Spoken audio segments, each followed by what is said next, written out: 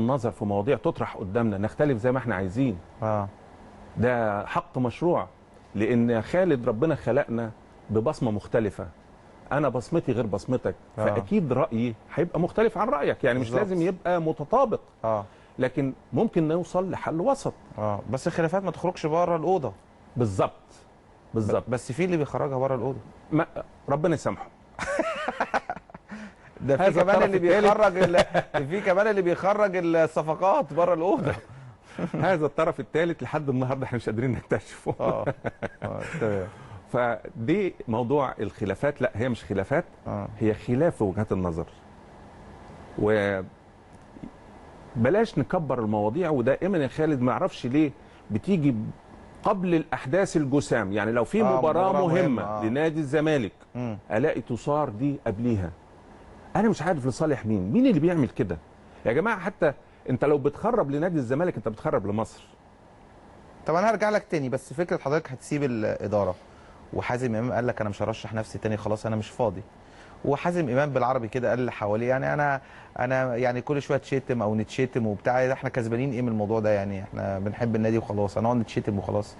وفكره هو طبعا مشغول بقناه الجزيره وعمله كده، كابتن ابراهيم يوسف في قناه مودرن وعمله وعلى خلافات. يعني مره طلع مع كابتن حميد حشابي قال كلام قوي جدا على مجلس الاداره وبكى على ما اعتقد ان هو مضطهد داخل المجلس وبتاع. ده مين المضطهد؟ كابتن ابراهيم يوسف. يعني انا بكلمك احداث انا شفتها بأم عيني يعني. فبرضه ده يلام عليه مجلس الاداره ان هم برضه احد اسباب خروج هذا للاعلام، يعني هذا الكلام للاعلام، ولا ايه رايك؟ انا معاك، انا ما بحبش الحاجات دي تطلع للاعلام خالص ايا كانت. يعني انا بتحفظ كمان حتى لو يقولوا انتوا تعاقدتم مع فلان طب بكام؟ انا بتحفظ على هذا السؤال. كام دي لا تخص الناس في حاجه. دي هذه المبالغ تخص اللاعب والنادي فقط. زي حضرتك واحد يجي يقول لك انت بتقبض كام؟ ما يصحش. انا بعتبر ده حاجه شخصيه تخص اللاعب وتخص النادي. لكن اللي يخص الجماهير شيء يعني الرياضه. ممكن لاعب اصيب وبتاع عاوز الجمهور يطمن عليه يقوم يسال في الحته دي. المستوى الفني للعيب مريض هيشارك ولا مش هيشارك، يعني القضايا الفنيه المرتبطه بالرياضه. ما هو ممكن برضو الجماهير يعني بصراحه ساتر، واحنا كنا انا وحضرتك على اتصال من فتره ما كنت حتى لسه ما رجعتوش. ايوه. وكنا اساسا مستغربين من طول القضيه يعني. ايوه. يعني ازاي القضيه تقعد سنه ونص وكده. أيوة. وكان بصراحه جماهير الزمالك بتامل في عوده المجلس الاداره، لان عوده مجلس منتخب ومن قائمه واحده الا الكابتن ابراهيم يوسف على ما اعتقد. وان في عوده المجلس سيكون هناك استقرار مادي في وجود رجل راس مالي في قيمه الاستاذ ممدوح عباس وقيمه بعض الشخصيات الموجوده في قدرتها على تطوير النواحي الماديه والموارد الماديه لنادي الزمالك. ولكن على ارض الواقع بعد العوده اي نعم توقف النشاط، ولكن منذ فتره كبيره قبل توقف النشاط وهناك مشاكل ماديه كبيره، جلب لاعبين بمبالغ هلاميه وكبيره جدا رغم انهم ليسوا لاعبين دوليين بناء على طلب كابتن حسن شحاته، وعدم قدره نادي الزمالك على دفع المبالغ للانديه لدرجه تصل ان يتم حكم بحبس رئيس نادي الزمالك لمده 3 سنوات في سابقه لم تحدث من قبل ولم نرضى عنها احنا الوسط الرياضي، ان الجونه ترفع قضيه وتحبس رئيس نادي الزمالك، وايضا امبي في طريقها، اللاعبين مستائين من تاخر الفلوس، هروب رزاق. واحب اقول لك ان هذا اللاعب هو رقم 7 في هروب اللاعبين بسبب الاموال، وكان بدايه بين حسين ياسر محمدي اللي ترك نادي الزمالك. في هذا الوقت كان قيل لو وجد مجلس اداره عباس لما هرب حسين ياسر، وهنا دلوقتي رزاق فسخ عقده مع نادي الزمالك. طيب اتفضل. احنا طبعا حضرتك عرفت ان احنا رجعنا بعد ثوره 25 يناير. تمام. احنا رجعنا في ظل ازمه ماليه طاحنه. وحضرتك كان بيطلع معاك المستشار جلال ابراهيم ويقول لك اليوم الاسود يوم واحد في الشهر انه مش قادر يقبض العمال او الموظفين. ناهيك عن توقف الرياضه تماما. تمام. مفيش اي دخل. احنا لما نيجي لازم نراعي ان احنا بنمثل نادي الزمالك اللي وراه مش اعضاء بقى، ده احنا ورانا ملايين المشجعين اللي بيطالبوك بفريق قوي، بدعم لهذا الفريق من لاعبين نجوم علشان يقدر او يفضل في المنافسه ويحقق بطولات. احنا لا نغفل هذا الدور، فلازم من واجبنا ان احنا ندعم الفريق بتاعنا. كون ان احنا بنجيب لعيبه بمبالغ، لان انت بتجيب نجوم، انت بتامل ان دول ان شاء الله يبقوا اسد لنادي الزمالك كبير ويعلو. احنا ما بنختارش اللعيبه كمجلس اداره، ما بيختارش. كابتن حسن شحاته مش بس الكابتن حسن شحاته، احنا من اول دي كاستال كان له مطالب من اللاعبين، فلان وفلان يمشوا ويعاوز فلان وفلان. حاضر، بنلبي كل طلبات للجهاز الفني، لان احنا نفسنا نفرح جماهيرنا. فما فيش واحد في مجلس الاداره بيأثر ويقول لا لازم نجيب له اللي عاوزه، هنجيبه له بقدر ايوه بس المستطاع. في مشكله، هتقول لي المشكله الماديه بالظبط. احنا لما جينا نتعاقد مع الناس دي كلها احنا عارفين التدفقات الماليه اللي هتجيلنا. وكاله الاهرام للاعلان، وكاله الاهرام والبث الفضائي والفلوس اللي لنا في التلفزيون، وعندنا البوتيكات بتاعتنا. تمام. زائد ايراد المباريات. طبعا لا في ايراد مباريات لان كان بدون جمهور. كان الاول بدون جمهور وتوقف النشاط تماما دلوقتي. تمام. الحاجه الثانيه وكاله الرعايه توقفت عن الدفع نظرا لتوقف الدوري. حوالي كام الخصم؟ حوالي 10 مليون. وفي مشاكل ما بينكم؟ هو المشاكل هي مفاوضات بيننا وبينهم. لكن احنا كمجلس اداره نادي الزمالك عيب جدا ان احنا نقول نرفع قضيه او نروح نرفع قضيه على اي مؤسسه وطنيه، لان احنا عايشين في هذا البلد وعارفين يعني اللي واقع علينا واقع على كل المؤسسات. بس في ناس بترفع عليكم قضايا، الانديه بترفع عليكم قضايا. انا هاجي للنقطه دي. اتفضل. فاحنا بنجيب وقفت التدفقات الماليه اللي كنا هنسدد منها هذه المبالغ. يعني ما كانش اي واحد، حضرتك انت عارف انك انت هتقبض في اول الشهر، هتسدد هنا وهتسدد هنا، عندك قسط عربيه، عندك كذا بتدفعه. تمام. لكن لما المرتب يتوقف اصبح عندك مشكله. فده اللي حصل سواء لينا او لباقي الانديه. يعني عندك كل الانديه الجماهيريه عندها مشكله ماليه، كلهم بدون استثناء. فده مش عيب، ده حاجه يعني بنقول فورس ماجير حصل.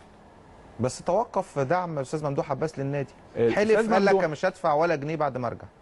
استاذ ممدوح احنا من يوم ما دخلنا كمجلس منتخب انا اول واحد طالبته ما يطلعش جنيه من جيبه. انا عاوز فكره. لان كل جنيه هيدفعه ما هو دين على نادي الزمالك. تمام. حتى لو تبرع بجزء منه. انا مش جايبه علشان يعني يطلع لي الفلوس اللي في جيبه كلها، انا مش عايز دي. هذا الرجل اللي شغل مخه وعمل هذه الامبراطوريه بتاعته، انا عاوزه يشغل مخه ونعمل امبراطوريه لنادي الزمالك تبقى بتاعه نادي الزمالك. طب انت شايف الاستاذ ممدوح شغل مخه ولا لسه؟ طبعا. يعني بدأ في نادي الزمالك. انا هقول لحضرتك حاجه، من فتره عمرو زكي لما راح ويجن مين اللي عمل العقد العبقري بتاعه؟ استاذ ممدوح وعمرو الجنايدي. تمام. الاثنين انا سعيد بيهم جدا ان هم يفكروا في بنود مبتكره اتحطت في العقد بتاعه. لو جاب 10 تجوان بالظبط وغيره. يعني عمرو زكي دخل فلوس لنادي الزمالك. تمام.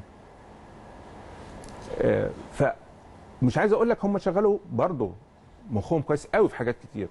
علاقاتهم كمان برجال الاعمال والفكر اللي جابوهم. يعني احنا عندنا النهارده لجنه تنميه موارد محترمه تقعد وبتجتمع مواظبين جدا. مين الدكتور صبري ابو علم طبعا، الاستاذ هاني شكري، الاستاذ عمرو ادهم، الاستاذ ادهم رشدي، مجموعه من العقول الشابه الجميله جدا اللي انا بسعد ان انا ساعات اقعد اسمعهم. بس مجرد ان انا اقعد اسمعهم انا بطلع يعني كاني اكلت وجبه دسمه. وانا مش عايز اسمعهم. ليه؟ انا عايز فلوس. الفكر هو اللي يجيب فلوس. ما انا عارف، بس الفكر يعني احس بقى. وهم فعلا يعني اللي هم اللي مخلينا بافكارهم وافكار الاستاذ ممدوح وعمرو الجنايني وبرضه تعاون الاخوه في المجلس كلنا ان احنا النهارده ماشيين. يعني لسه احنا امبارح في فلوس دخلت وادينا صرف للناس. اللاعب 4 مليون جنيه طيب باين. منين جم؟ اه فكر وهتجيب. وان شاء الله باذن الله في خلال الاسبوع القادم او ال10 ايام القادمين برضو في فلوس اخرى هتيجي مع توقف النشاط، مع ان في بوتيكات عندنا فاضيه النهارده ما فيش اقبال لان ما فيش رواج. فالناس هتيجي تاجر من عندك بوتيكات على ايه؟ يعني في بوتيكات فاضيه عندك؟ كتير. عندك كام بوتيك دلوقتي مثلا؟ لا هو اجمالي احنا الاجمالي البوتيكات حوالي 210 او 211 بوتيك. ففي عندنا فاضي ممكن يوصل لحاجه و30 بوتيك. ياه. ولو تم تاجيره ده لا ما شاء الله يعني ده يجيب لك فلوس كويسه جدا. تمام. بس تنشط بس الحركه التجاريه يعني الاستقرار، يبقى في استقرار في البلد. الناس تحس ان في امن، يبداوا كله طيب يشتغل. هكلمك على موقف مجلس اداره من موضوع رفض هاني رمزي. انا بس كنت عاوز ارد على حضرتك لان في ده جزء من السؤال اللي حضرتك. انا اسف اتفضل. ان انا الوحيد الداعم لحسن شحاته. هذا غير سليم. هذا غير سليم. احنا كلنا كمجلس احنا ورا كابتن حسن شحاته وجهازه الفني بالكامل. الفني والاداري والطبي وكله. لان هذا هو الوقت اللي نقف فيه ورا النادي كلنا، حتى لو اختلفنا في وجهات النظر كلنا، لكن في دي احنا كلنا متوحد، يعني في وحده كامله. نقف ورا الكابتن حسن شحاته وفرقته. طب معلش يا بس عشان ايه الكلام ده اللي حضرتك بتقوله جميل جدا كويس. لكن على الارض الواقع دي مش الحقيقه. ليه بقى؟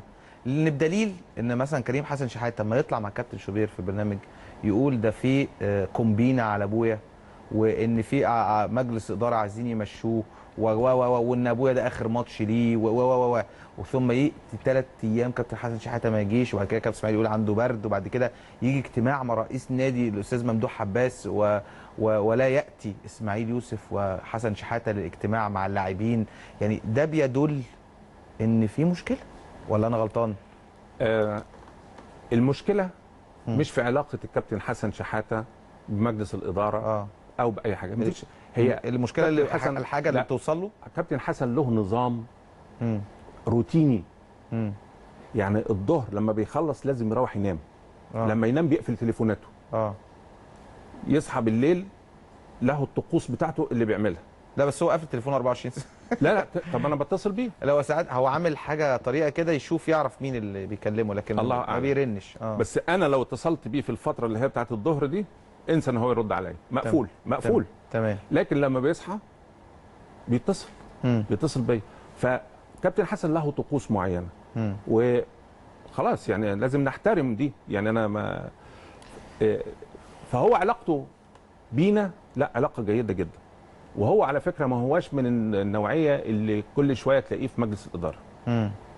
لا كابتن حسن من النوع اللي هو معتز بنفسه. وده شيء جميل كويس انه يعتز بنفسه. كل واحد فينا لو اعتز بنفسه ده شيء جميل. لكن العلاقه اللي بينا لازم تبقى طيبه. وده اللي موجود. الراجل يعني احنا من في التمرين اللي هو قبل ماتش المقاصه كان حضروا رؤوف جاسر وحضروا ابراهيم يوسف عادي جدا، وكانوا سعداء جدا وقعدوا معاهم واتكلموا. لما حضرنا التمرين برضو في اللي فات دوت ونزلت قعدت كنت انا وابراهيم يوسف وعبد الله جورج. ما هو تقريبا الثلاثه دول اللي هم حاسين ان انتوا داعمين ليهم. في المقابل في كلام على الاستاذ ممدوح عباس وعمرو الجنايني مثلا، حازم امام برضو يعني. لا بالعكس حازم امام على طول هناك برضه. هو على طول هناك بس يعني بحس ان انت هو متضايق شويه من بعض التصرفات يعني اللي بتحصل. لا بص احنا قلنا ايه؟ نختلف في وجهات النظر. لكن في النهايه هدفنا واحد. خالد احنا هدفنا ان شاء الله باذن الله ان احنا نحقق بطوله، وهي البطوله الوحيده اللي قدامنا النهارده هي بطوله افريقيا. هي اللي شغاله، لا في دوري ولا كاس دلوقتي. فبطوله افريقيا احنا كلنا ورا هذا الجهاز وفريقه الى ان نحقق هذه البطوله ان شاء الله باذن الله لو ربنا اراد. طيب عايز اسال حضرتك سؤال. حته ان هو يعتبر بقى اخر ماتش اللي جاي لحسن شحاته والكلام ده كله ده كلام مرفوض. انا برفضه جمله وتفصيلا. بس الكلام ده اللي على ارض الواقع ممكن انت عارف برضو ده يناقض الكلام اللي احنا بنقوله بعد المباراه سبت اللي هو المشاعر بتبقى جياشه. كسبت اتغلبت الناس جمهور بيقلب في ثانيه انت عارف. الجمهور لكن احنا لا يمكن نحكم على الامور بمنظار الجمهور. نبقى احنا نمشي ونخلي الجمهور هو اللي يجي يقعد على الترابيزه ياخد القرار. تمام. احنا بيناقض ليه الكلام اللي احنا بنقوله؟ لان احنا بنقول ما بنشتغلش بالقطعه. يا جماعه في